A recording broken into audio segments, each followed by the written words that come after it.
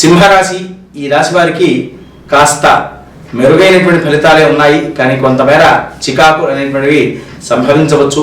అలాంటి వాటి నుంచి అధిగమించుకోవడం కొరకు ఈ యొక్క నవరాత్రుల్లో మీరు సప్తశ్లోకి దుర్గా పారాయణం అన్నా చేయండి, లేకుంటే చండీ పారాయణం వీలైతే మీకు వస్తే చేయండి, లేనట్లయితే ఆ యొక్క పారాయణం జరుగుతున్న చోట మీరు కూర్చొని వినండి, దాని తీర్థ ప్రసాదాలు స్వీకరించండి, మరింత మంచి ఫలితాలు పొందుతూ ఉంటారు. స్వస్తి ప్రజాభ్య పరిపాలయంతాం న్యాయేన మార్గేణ మహిం మహేషాః గోబ్రాహ్మణేభ్యః శుభమస్తు నిత్యం లోకాః సమస్తాః సుఖినో భవంతు.